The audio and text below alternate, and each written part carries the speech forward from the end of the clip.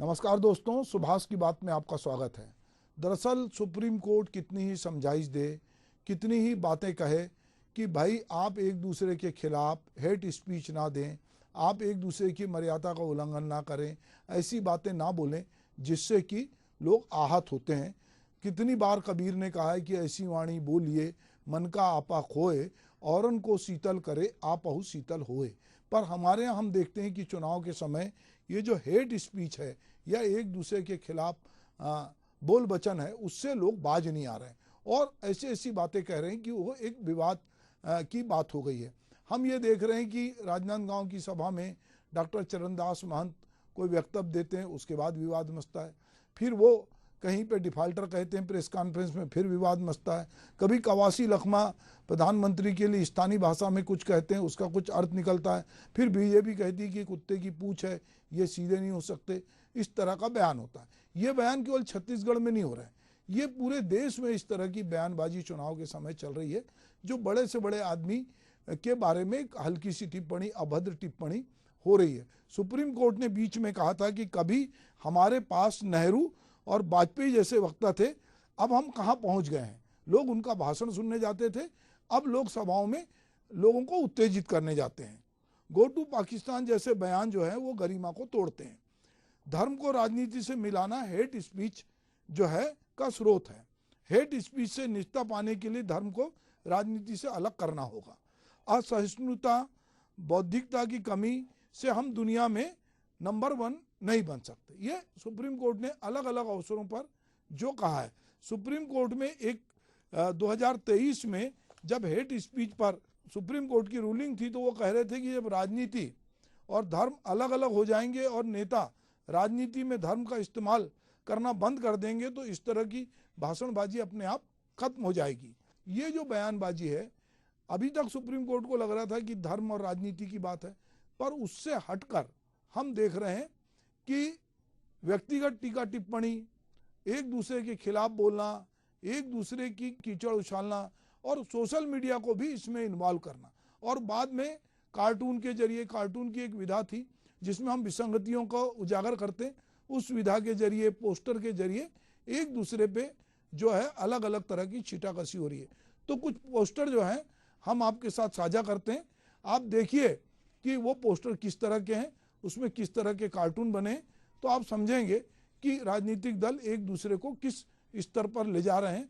और उसके जो नेता हैं वो बड़बोलापन, जो बहुत अपरिपक्व भी हैं या जो बहुत परिपक्व हैं, कई बार उनकी जुबान फिसलती है। तो राजनीति में एक दूसरे को ललकारना, एक दूसरे को पटकनी देने का दावा, अपनी विचारधारा को दूसरे से श्रेष्ठ बताने की कोशिश तो हमेशा से होती आई है। लेकिन आजकल जिस तरह से एक दूसरे को नीचा दिखाने के लिए हमारे नेता भाषाई मर्यादा को तोड़ रहे हैं, वो काफ़ी चिंताजनक है। हाल के दिनों में छत्तीसगढ़ में इस तरह की सियासी बदजुबानी बढ़ी है। मंचों से संबोधन के दौरान मीडिया में अपनी बात रखते हुए कई बार नेता की जो जुबान फिसलती है। सोशल मीडिया में मीम्स और कार्टून बनाने के दौरान सामान्यता मर्यादा तार तार हुई है। इन दिनों देश भर में चल रहे लोकसभा चुनाव के दौरान इस तरह के बयानों से भी जो है बढ़ोतरी देखी जा रही है। एक चुनावी सभा में मीसा भारती, जो कि लालू प्रसाद यादव की बेटी हैं, ने कहा कि प्रधानमंत्री नरेंद्र मोदी के विरुद्ध उन्होंने आपत्तिजनक बयान देते हुए जो बात कही, उसको लेकर बिहार की राजनीति गर्म हो गई है। मीसा भारती ने कहा कि हम लोगों पे परिवारवाद और भ्रष्टाचार का आरोप लगता है। अगर जनता ने ईडी गठबंधन की सरकार देश में बनाने का मौका दिया तो प्रधानमंत्री से लेकर भाजपा तक के नेता जेल के अंदर होंगे।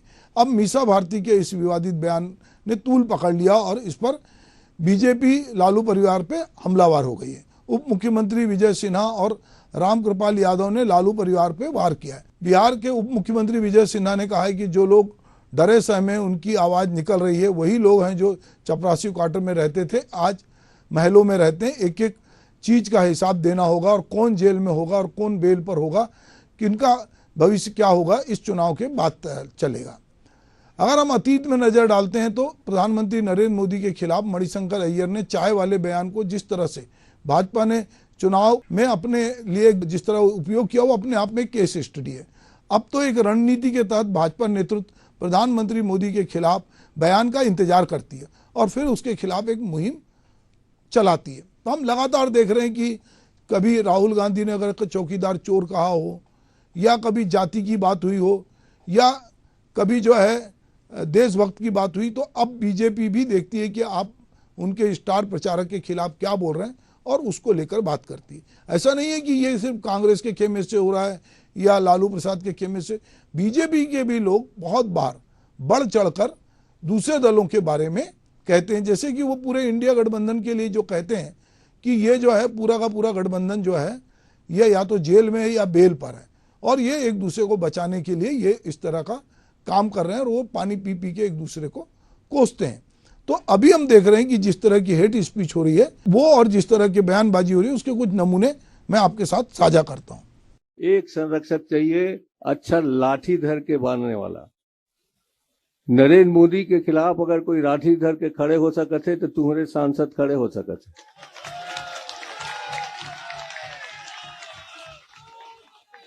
बाकी मन सीधवा साधवा है, और ये देवेंद्र भी खड़े हो सकते है। शिव लाठी धरे नहीं सके, गाली दे सके। हम लाठी धरैया आदमी चाहिए, नरेंद्र मोदी के मूड फोरैया आदमी चाहिए, और रात दिन तंग करके यहाँ ले चीन भेजने वाला आदमी चाहिए। तय फीट हस एक पर तौर पर प्रार्थना करता हूँ, आप सब वोट देवा और भारी बहुमत से जितावा।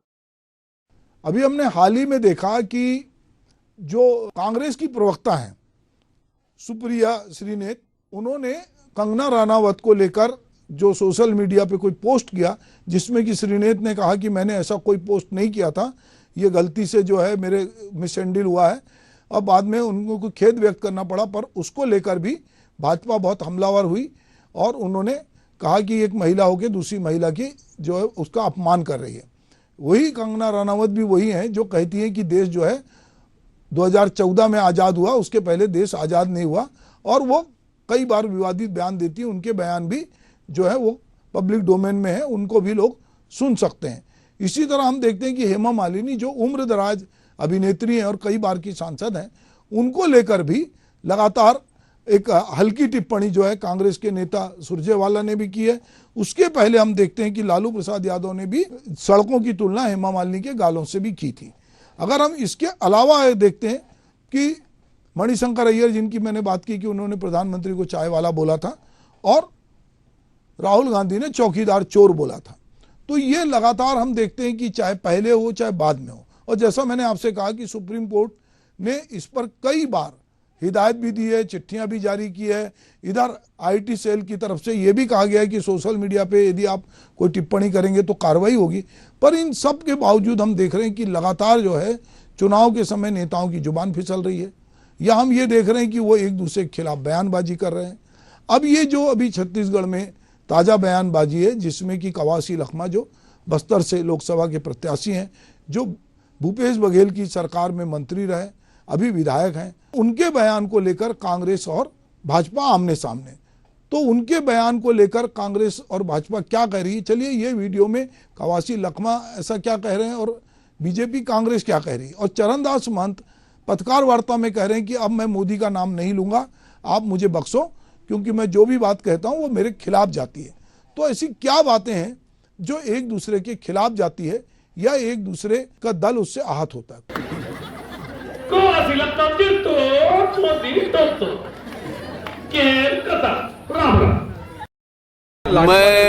मैं नरेंद्र मोदी के बारे में कुछ नहीं बोलना चाहता, ये आप सबके सामने कह रहा हूँ। और ये नरेंद्र मोदी जी उनके भक्तों को, उनके परिवार वाले मंत्री मुख्यमंत्री को बता दीजिएगा। धन्यवाद।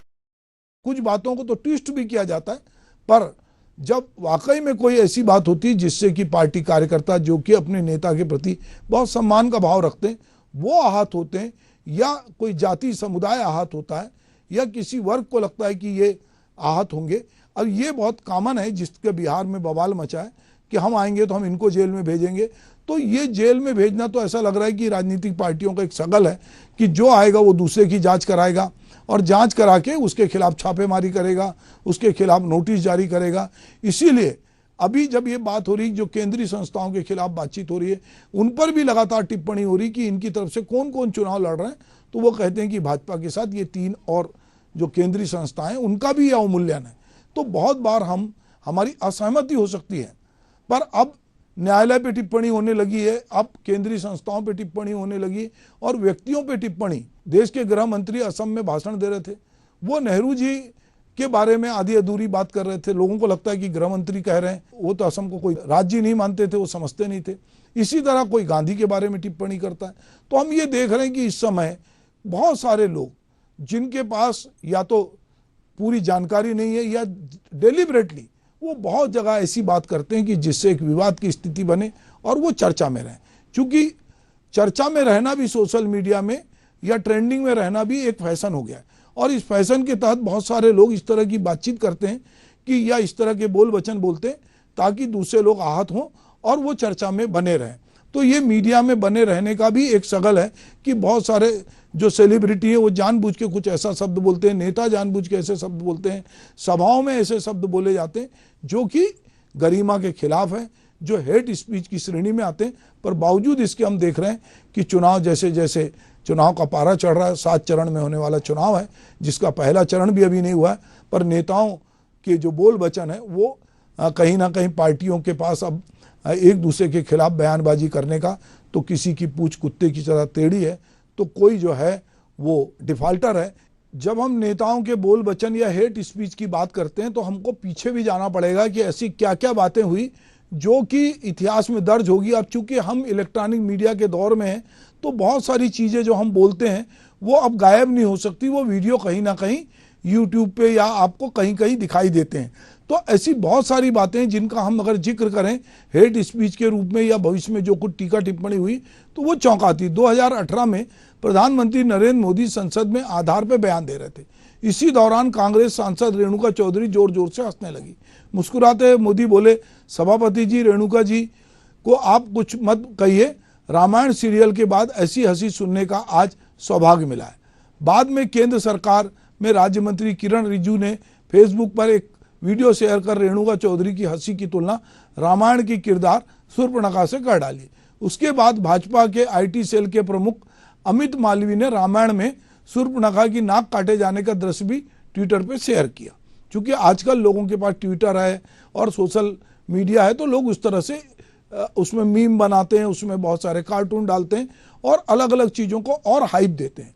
कुछ दिन पहले बिहार के विधानसभा में नीतीश कुमार ने जो बयान दिया वो जो कि बहुत ही कहना चाहिए पर्सनल बातचीत थी, और उन्होंने जिस तरह से बोला वो परिवार नियोजन की बात कर रहे थे, पर उन्होंने जिस तरह से वहाँ वर्णन दिया उसको बाद में उनको माफ़ी मांगनी पड़ी। ऐसे कई बार होता है कि स्त्रियों को लेकर भी कई बार अनर्गल बातचीत होती है। तो हम देखते हैं कि हम लाख समानता की बात कर लें, हम उदारवादी हो जाएं, लेकिन राजनीति में आज भी लैंगिक असमानता जो है वह व्याप्त है। लोकतंत्र में राजनेता अपने प्रतिद्वंदी पर तीखी टिप्पणियां कर सकते हैं, मगर इसका यह अर्थ नहीं है कि लोकतंत्र की मर्यादा को ताक पर रख दिया जाए। राजनीति में सार्वजनिक व्यक्तियों का महत्व होता है।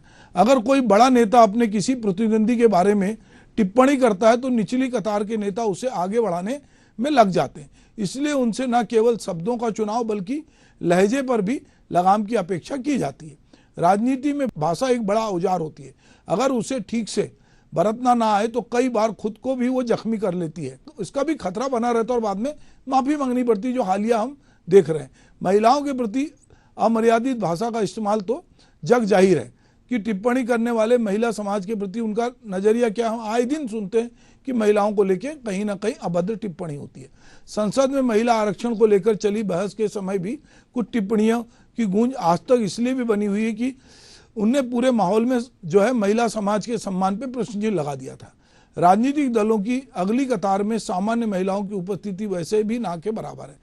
ऐसे में महिलाओं के प्रति दुर्भाग्यपूर्ण टिप्पणियां इस विडंबना को और गहरा करती हैं। यह भी चिंता का विषय है कि आखिर राजनीति में भाषा की मर्यादा इतनी धुंधली क्यों होती जा रही है कि राजनेता संसद और विधानसभा से लेकर सार्वजनिक मंचों तक बेलगाम कुछ भी बोलने लगते हैं और उसमें उनको संकोच भी नहीं होता। महिलाओं के प्रति हमारे पुरुष प्रधान समाज का नजरिया किसी से छिपा नहीं है। भाषा लगातार गिरते राजनीतिक स्तर को मापने का एक पैमाना है। इसमें नेता का स्तर, रिफ्लेक्ट होता है। अगर राजनीतिक दल के नेता ये पंक्तियां पढ़ रहे हैं तो उन्हें ये समझ लेना चाहिए कि भाषा की मर्यादा आपको बताती है कि आप कितने अमर्यादित होकर आप नीचे के स्तर पर जा रहे हैं। व्यक्तिगत हमलों से समर्थक भले ही ताली बजाते हों, पर मतदाता को अपनी सोच वो रखता है और वो तटस्थ रहता है। वह उस नेता के मन में एक तस्वीर बनाता है जो लाख अच्छी बातें कहने से भी नहीं हटती। राजनीति में शालीनता, शुचिता और मर्यादा जरूरी है, लेकिन देखा जा रहा है कि नेता विरोधी दलों पर प्रहार करते हुए सब भूल देते हैं। खैर, यह बात तो राजनीतिक दलों के नेताओं की बात है। संवैधानिक पद पर बैठे किसी व्यक्ति द्वारा राजनीतिक सभा में विरोधी दल के नेताओं के खिलाफ अशोभनीय बयान देने का सवाल भी उठना लाजमी है। तो हम ये देख रहे हैं कि जो बड़े बड़े पदों पे हैं वो अपनी कई बार मर्यादा लांघ देते हैं और उनके जो बोले हुए शब्द हैं वो बाद में उसकी अनुगूंज गूंजती है और कई बार उसको उद्धृत किया जाता है कि किसने किसके लिए क्या बोला। तो इस समय पूरे देश में सुप्रीम कोर्ट की लाख समझाइश के बावजूद जो हेट स्पीच है या सार्वजनिक मंचों से एक दूसरे पे कीचड़ उछालना, एक दूसरे के लिए अभद्र टिप्पणी करना, ये एक आम चलन है जिस पे रोक लगना जरूरी है। इस तरह के बहुत सारे शब्द इस समय चलन में है जिसको लेकर कि दोनों ही पार्टियां एक दूसरे के आमने सामने हैं। नमस्कार।